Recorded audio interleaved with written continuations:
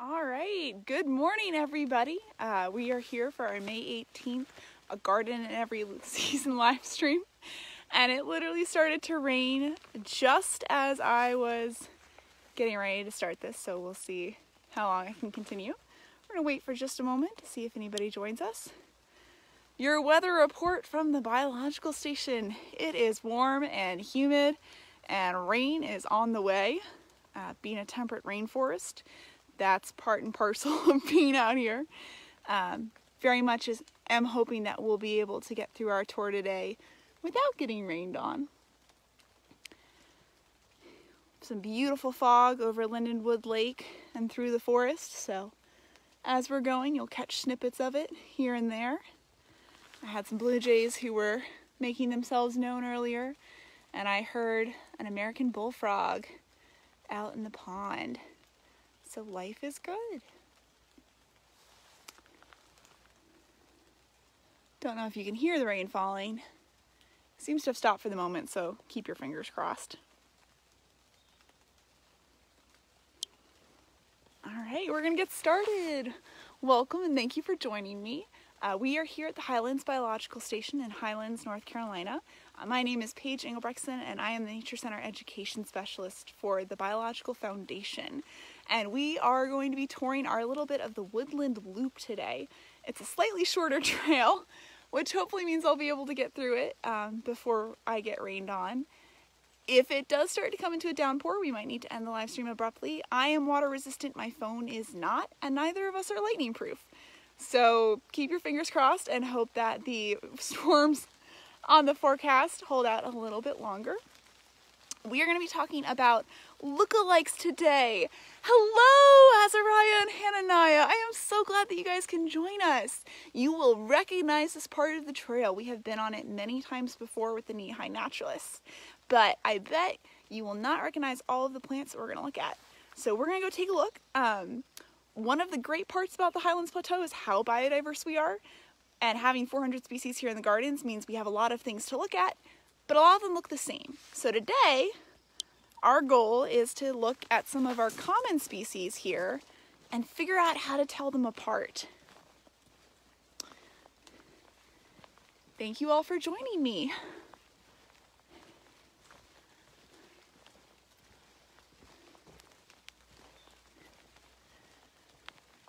We are in true rainforest fashion today, and it is gorgeous. So our first set of lookalikes are down here. I have two leaves here. Let's see if you guys know what these are, because they're low-growing evergreen species that are very commonly confused with each other. They tell really cool conservation stories about the plateau and about the garden specifically. Here we have a galax leaf. They tend to be quite large. You can see compared to the size of my hand, it's about the size of my palm. And if you look very closely around the margins, they have lots of little teeth. This deep green color is pretty characteristic for galax, but what always tells me that it's galax I'm looking at is the fact that these veins all originate from where the stem is. That is the big giveaway, that and how smooth it is. Sorry you guys can't feel it because botany is really a contact sport, but it's fairly smooth and almost leathery. Now compare that with this leaf right here. Any ideas what this is? It was one of the first plants that I spotted flowering this year here in the garden.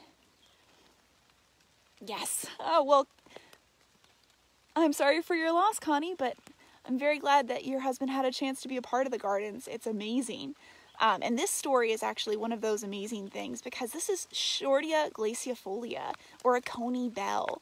And the difference between the two is subtle, but it's usually a lighter green. Yes, Sarita, you have got it.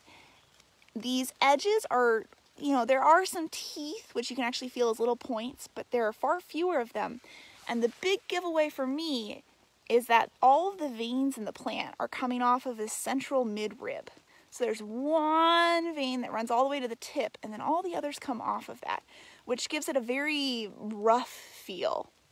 So when comparing the two, size and color and teeth, but really these veins, Galax this way, Shortia this way, and Glaciifolia, that species part of its Latin name, is actually named in honor of Galax. It means Galax-shaped leaves. They flower very differently. So here we actually have the very beginnings of a Galax spike. These teeny tiny little white and pink buds will eventually turn into a full spike that can be about this tall, and they don't smell great. They smell kind of garlicky. A coney bell has already come and flowered, and I had right here. This is what's left of the flower. It's a single flower on a spike, and right now that seed is growing in there. In fact, it's present on our logo as well. And both of these species tell really cool stories about conservation. So Galax is evergreen. It can last for a very long time if the leaves are cut and submerged in water, which means it was very popular in floral arrangements. In fact, to the point where it was over-harvested in a lot of areas. We don't encourage that anymore because it takes so long for the plant to recover, and it's very easy if everybody's doing it to wipe the plant out of an area entirely. And the coney bell is not native to Highlands originally. It was actually found down in South Carolina in a very small geographic region in two lowland areas, two valleys that were scheduled to be turned into hydroelectric dams, meaning that most of where the species was found would be underwater. And so decades ago, when this was getting ready to happen, botanists from the Highlands area literally drove down and came back with carfuls of a coney bell and replanted it up here as a refuge to make sure that the plant is still extant, was going to survive, and could potentially one day be brought back to its native area or spread so that it's still around. So one of the things that the Botanical Garden does is serve as a refuge for plants that are endangered or threatened. And these are two that tell their own stories. All right, we're gonna keep going. If you see anything that you have questions about, please shout it out in the chat. Or if you have questions in general. I may not have the answers, but I do have access to people who will.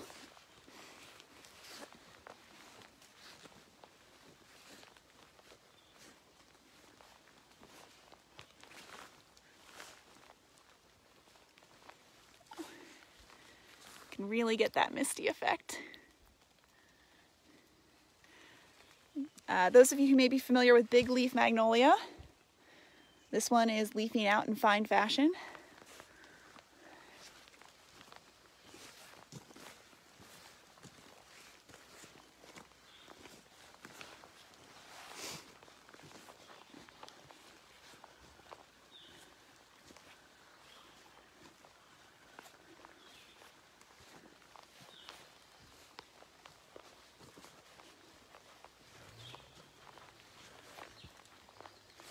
Blue jays that were yelling at me earlier are now yelling at somebody else in another part of the garden.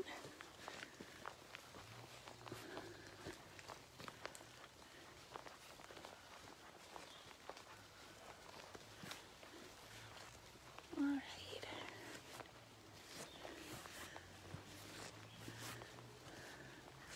So now we just have a plethora. Oh, there's a gray squirrel with something in his mouth. He's just climbing down that rhododendron and has bounced up.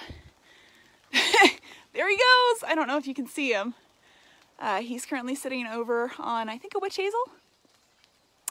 Ooh, the length throughout the year of the Galax flowers. That is a really good question. I have a small guidebook, so let me see if I can look it up one-handed. I actually have 3 guidebooks with me right now. That's why I have a backpack. Let's see. May to June, and that's over in the Smokies. This is a fantastic wildflower guidebook, Wildflowers of the Smokies.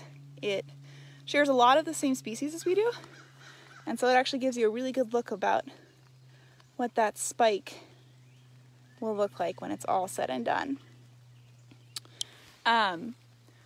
Here it's already mid-May and it hasn't started truly flowering yet, so I would expect probably late May to mid-June would be our flowering season. And down here, something that has already started and finished flowering for the most part, but that gave me a heart attack when I first saw it. This plant, you can see where it used to have lovely little white flowers, is also connected to this. You guys want to imagine what I first thought that was when I saw it? You're welcome, Holly. It was one of actually the first true leaf systems to come up in the botanical garden. And I mean, you can see here, it's just all throughout here. And I saw it and I started going, oh my gosh, how do we have this much of this? How in the world are so many parts of the botanical garden covered with this plant? For some context, I grew up in Northern Virginia, which means I'm familiar with poison ivy. And I think leaves of 3 let them be. And I was certain that what we were seeing was poison ivy, which is very strange because Highlands is fortunate. We're just a little too high and a little too cold for poison ivy to be exceedingly prevalent. If you drop down into Horse Cove and you go on the Chautauqua River Trail or you're down in Franklin hiking, you will become very familiar with poison ivy very fast. But here in Highlands, yes, leaves of 3. I thought, how do we have this much poison ivy? How has it been growing rampant throughout the botanical garden and nobody's taking care of it with all the visitors? How did I not notice it last year? What it actually is a plant called toothwort. So leaves of 3 let it be is always a good rule of thumb, but this is a harmless plant. It's called toothwort because down in the root system, it's said to look like teeth. So in the spirit of, if it looks like something, it must be good for treating that thing, they thought that the roots would be good for treating toothaches. These leaves of 3 growing down to the same base, these stalks with the very fine leaves, and then where there were flowers, that tells me that this is toothwort. But I was certain this was poison ivy, and I'm very glad to know it's not. We have another lookalike species here that can be confused for poison ivy. And my friend the gray squirrel is currently sitting over there. He's making his way downtown, walking fast. But this is a vine that we have here. So instead of growing low on the ground like poison ivy as a cover, yes, Sophia, toothwort. Actually spelled T-O-O-T-H-W-O-R-T. Not quite sure why, but there you have it. And I'm coming off trail here so you guys can get a really good look at this plant. Anybody familiar with this one? This is a fairly young plant, so it has a very thin vine system. We have a slightly older one over on this other tree. And again, coming from Northern Virginia, I saw a hairy vine and I thought, oh my goodness, what in the world is that? So, grow pretty extensively up the tree systems. But as Holly pointed out, that leaves of 3, how many leaves does this have? These young ones appear to have 3, but the fully mature leaves have 5. Yes, Sophia, you have got it. This is Virginia creeper. Again, harmless, looks like poison ivy.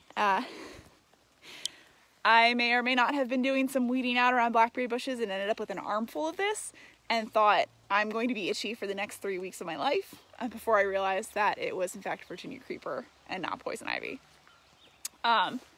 Hopefully you guys have not had the same experience. Always look carefully. Always be really sure that what you're touching is not poison ivy or poison oak or poison sumac, because we do have all 3 here. But these 2, toothwort and Virginia creeper, perfectly harmless. Hello! Thanks for joining us. I'm going to head back to our trail system. Today we are talking about lookalikes.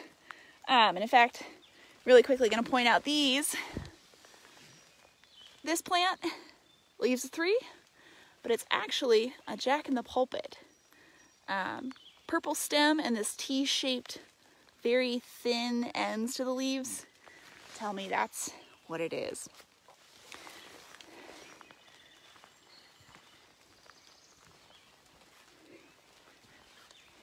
You may notice. Okay, so Holly is saying that it's toothwort, W-O-R-T-S, because it's a poultice, and that W-A-R-T are on your skin. Poison oak and poison sumac, I unfortunately do not have a visual for those right now on me, but I can find images and then reply to your comment later after I'm back in the office so that you know. It's always good to know the potential hazards of crawling around in the woods, especially if you work with small children. One thing that is not hazardous to human, but actually faces deep predation, I'm going to come off trail here, by our local white-tailed deer, is this plant here. There should be a leaf at each of these nodes, but as you can see, something has come by and helped itself to these leaves. Anybody recognize this plant? Large, kind of tough stem. And the big giveaway is right here.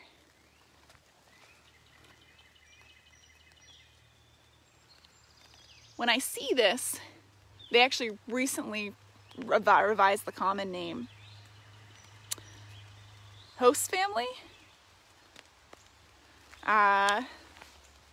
Would you mind clarifying? That flower structure at the end, kind of curling out, makes me think of a plume like you might have on a helmet or a horse's bridle in a parade. And that's where it gets its common name. It's called Solomon's plume. Or you may know it by false Solomon's seal, which will tell you what its look like is, because it's not this thing. Hosta. That's a really great question. I do not know if it is in the same family as the hosta. Something else that I can look up and get back to you on. I love this because I'm always learning more. And so I will check out what family it is in. But this is Solomon's plume. I mean, these leaves can be quite substantial, and this flower stalk or flower plume is fairly showy, which is in direct contrast to its lookalike, which is right over here. So you may notice the same kind of zigzag alternating leaf pattern. This is not quite as robust a stem. Some people use that to tell them apart. What I use is actually under here. Instead of having that plume of flowers at the end, this has flowers paired up together that hang underneath the stem. And this is true Solomon seal, just generally called Solomon seal. And supposedly it gets that name because the root structure looks like the seal of Solomon if you dig it up and cut it in half and use it like a stamp. I can't speak to that from personal experience, but that's one way to remember it. So those two are very similar with their zigzag stem structure and the alternating large leaves, but the flowers are really what I need to wait for to tell me what it is when it's done.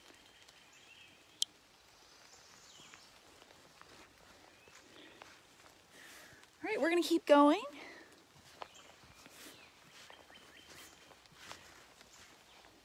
Pop quiz time. Anybody recognize this plant? It's smooth. It has a lot of teeth on the edges of its leaves. And all those veins are coming out from that center stem.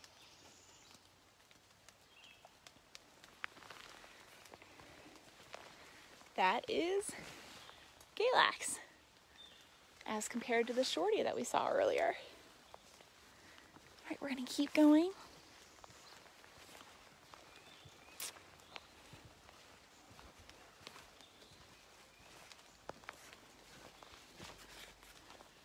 Passing underneath our hemlocks now, which are another fascinating conservation story. I think I'll save for another day.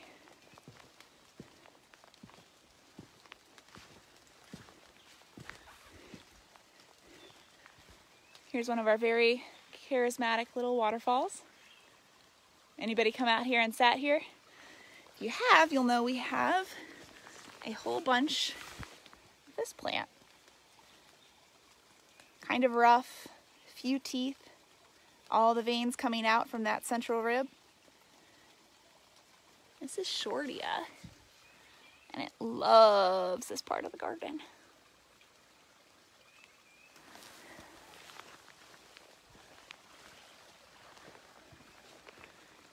Hopefully it's not raining where you guys are. We're supposed to get nothing but for the next few days, which is great. We need it. Any guesses about how many inches of rain Highland gets in a year?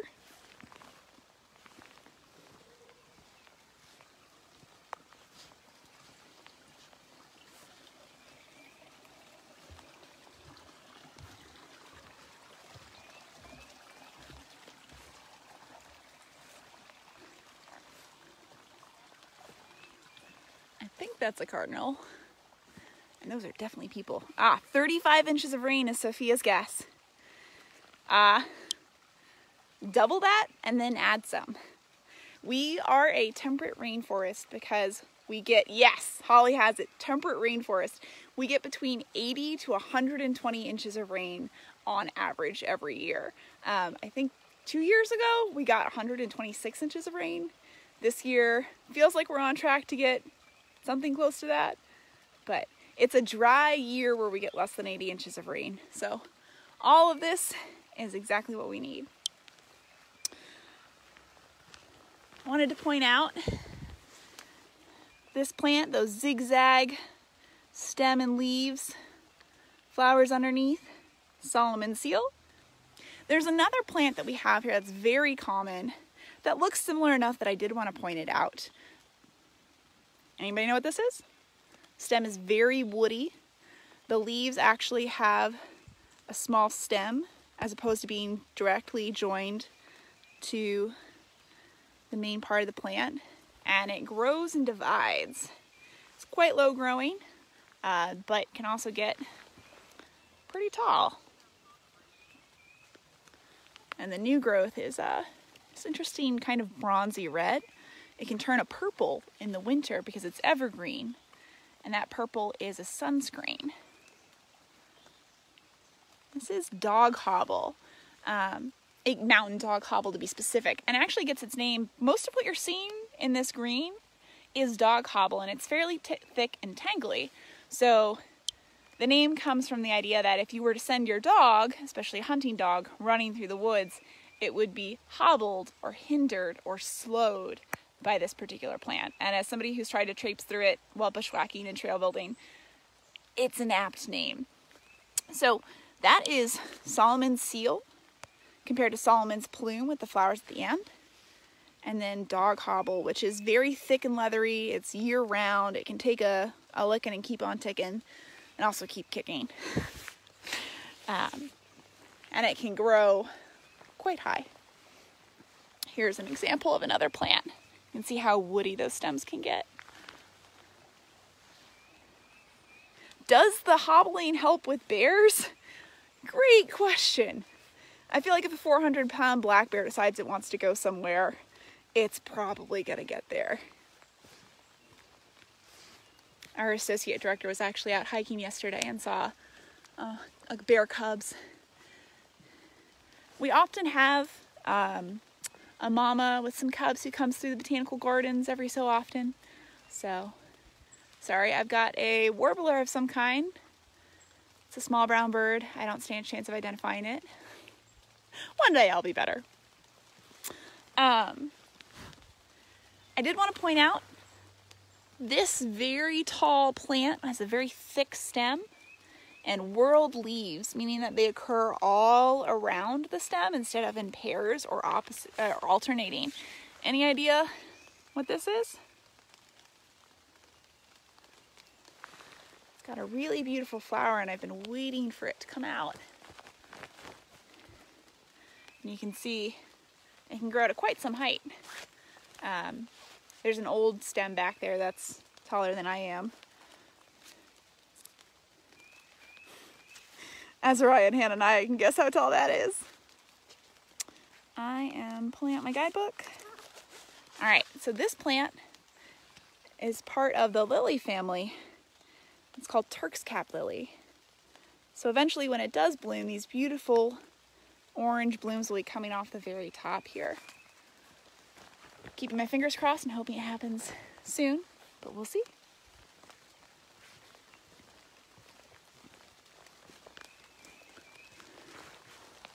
All right, and then the last lookalikes that I wanted to feature today, coincidentally, it's also starting to rain a little harder. Great timing.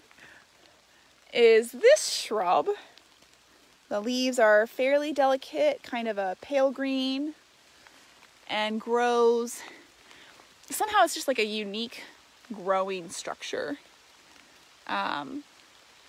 There's a faint tint of red. The flowers can be red when they are growing, but it can also get quite woody. Here's part of the structure as well. So we have that shrub versus this one, which actually we got a great big fat bumblebee visiting. I'm gonna pull my hood up. We'll wrap up real fast. These characteristic red flowers will produce black berries that can be sweet but tart, and are named for one of the animals in our forest that eats it, although it's a favorite of the black bears Holly was mentioning earlier. This is called buckberry. This is actually a pretty tall specimen. What kind of birdhouse? That is intended to be an owl box for eastern screech owls, which we have around here.